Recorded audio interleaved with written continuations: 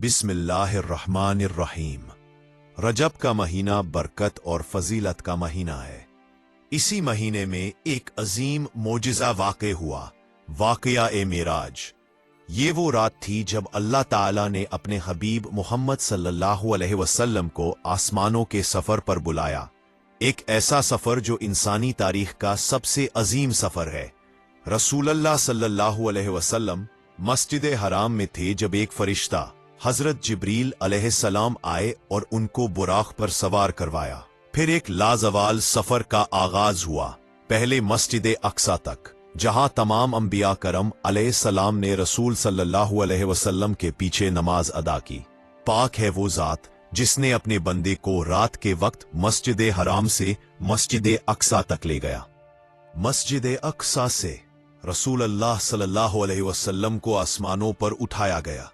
पहले आसमान पर हजरत आदम अलैहिस्सलाम से मुलाकात हुई, दूसरे पर हजरत ईसा अलैहिस्सलाम और याह्या अलैहिस्सलाम, तीसरे पर हजरत यूसुफ अलैहिस्सलाम, चौथे पर हजरत इदरीस अलैहिस्सलाम, पांचवे पर हजरत हारून अलैहिस्सलाम, छठवें पर हजरत मूसा अलैहिस्सलाम और सातवें आसमान पर हजरत इब्राहीम अलैहिस्सलाम से मुलाकात हुई।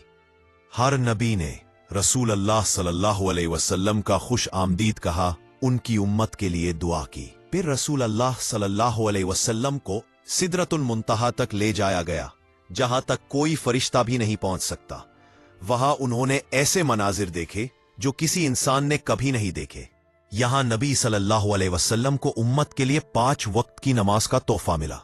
रसूल सल्लल्लाहु अलैहि वसल्लम ने फरमाया, मुझे मेरे रब ने 50 नमाजों का हुक्म दिया, लेकिन मूसा अलैहिस्सलाम के मशवरे से वो कम होते होते 5 रह गए और इनका अजर 50 के बराबर है।